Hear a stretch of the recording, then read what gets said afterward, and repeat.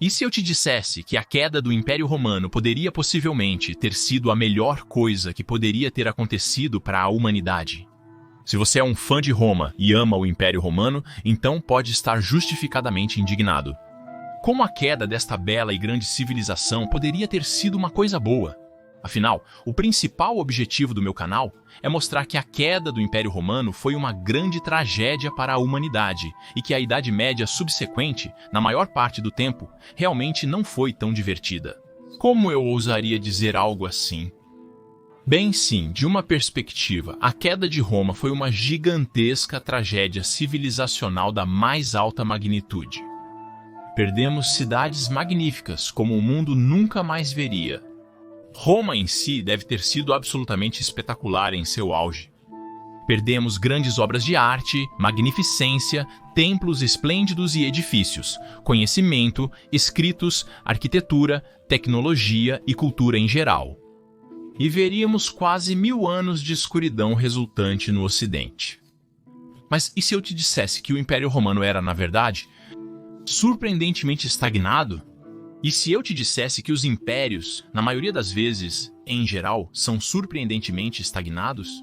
Você provavelmente me acharia louco. Vamos apenas olhar quando os romanos foram mais inovadores. Quando os romanos tiveram seu auge de tecnologia e inovação?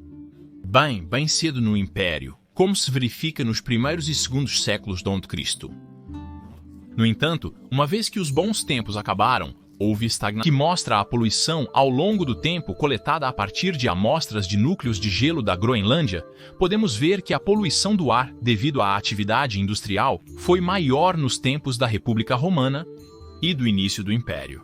Mas de cerca de 200 a 600 d.C., houve uma queda massiva.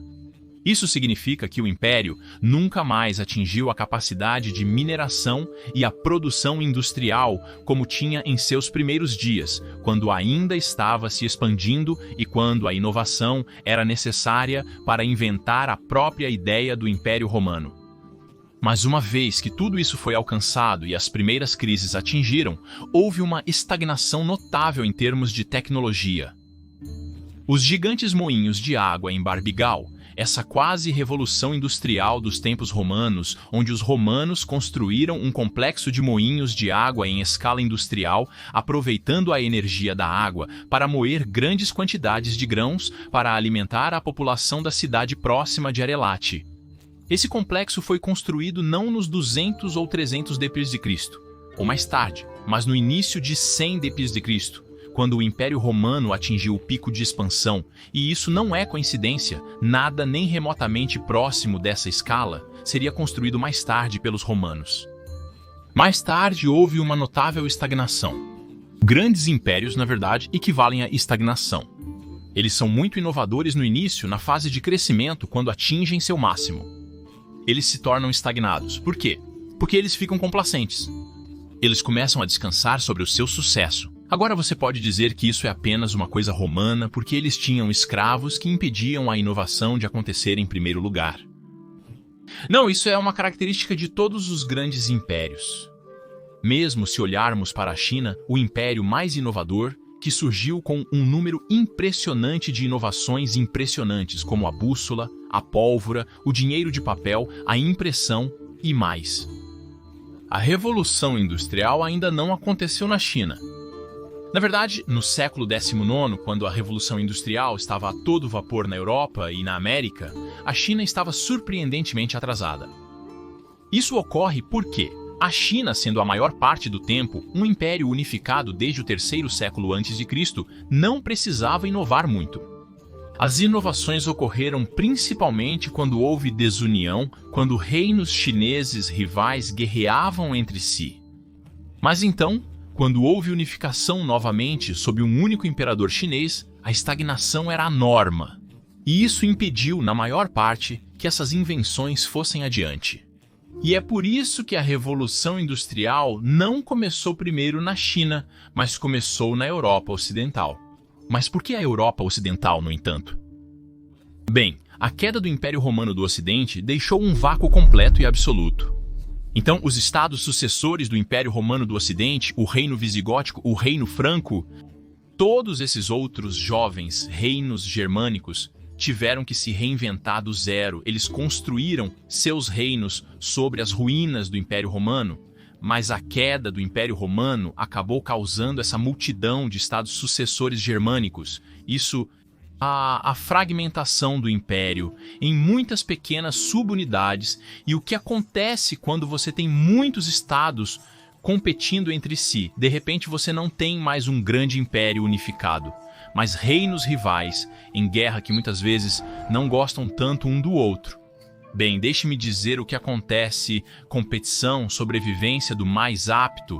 A Europa, após a queda da poderosa Roma, basicamente se tornou uma caixa de areia, um playground para novas e frescas ideias. Se você queria que seu Estado-nação fosse bem-sucedido, é melhor ser muito inovador, porque, senão, seu vizinho estava bastante certo de conquistar você. Então, essa única fragmentação da Europa em todos esses pequenos reinos e ducados e, mais tarde, cidades-estados do norte da Itália, é exatamente isso que criou um solo incrivelmente fértil para a inovação. Você tinha que permanecer super competitivo e inovador se quisesse ganhar a vantagem sobre seu estado vizinho europeu. E assim isso levou à criação de redes de comércio, de exploração, de universidades, de inovações tecnológicas. E esse era o estado da Europa Ocidental no final da Idade Média. Uma massa super ultra competitiva de reinos rivais, ducados e cidades-estados. Mas ainda faltava algo. Faltava uma última coisa que iria acender essa faísca que então levaria à Revolução Industrial. A queda do Império Romano do Ocidente permitiu o surgimento desta paisagem super competitiva de nações rivais de descendência germânica, infundida com os remanescentes da cultura romana. Mas a faísca que ainda faltava era o Iluminismo, o Renascimento, a redescoberta dos ideais e da cultura da antiguidade. E, enquanto a primeira queda de Roma, ou seja, a queda do Império Romano do Ocidente com a antiga cidade de Roma, permitiu que isso surgisse em primeiro lugar, a segunda queda de Roma, ou seja, a queda do Império Romano do Oriente, foi o presente final do Império Romano para o mundo.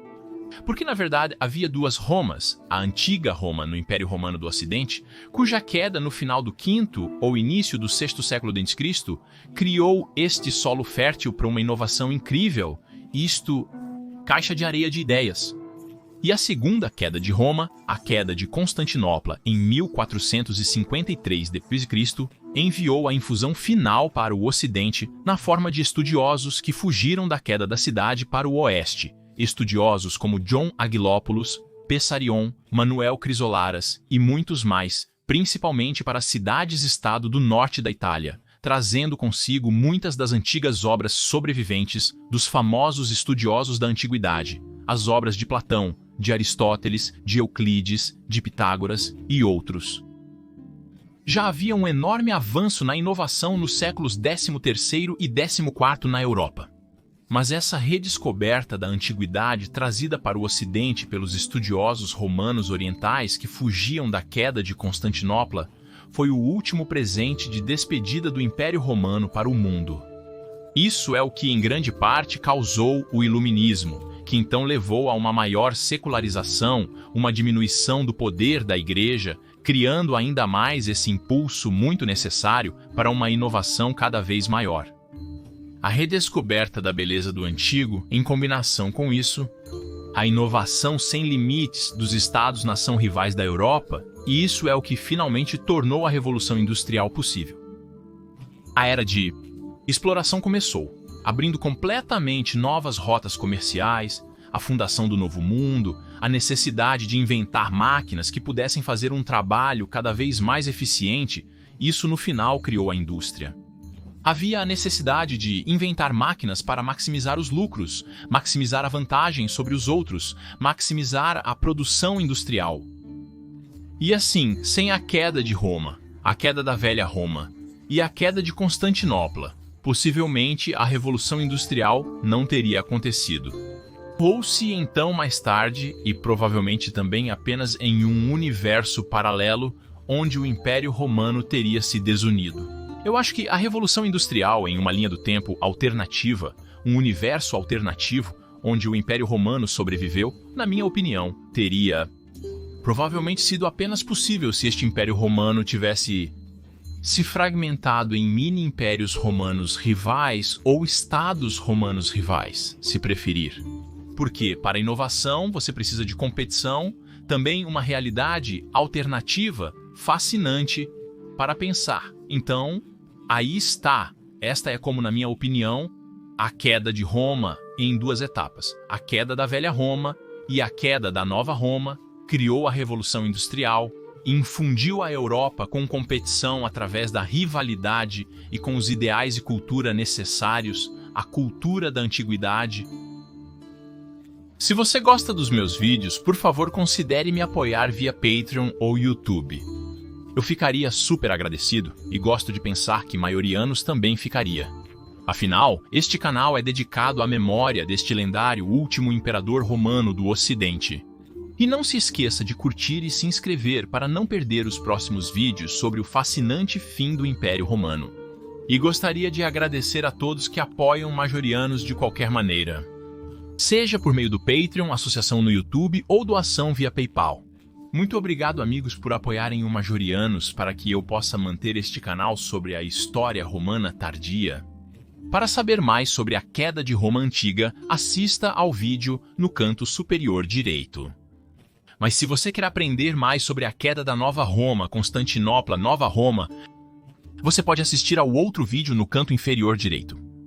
Agradeço novamente a todos os amigos da história romana. Graças, Tibiago, e fiquem bem.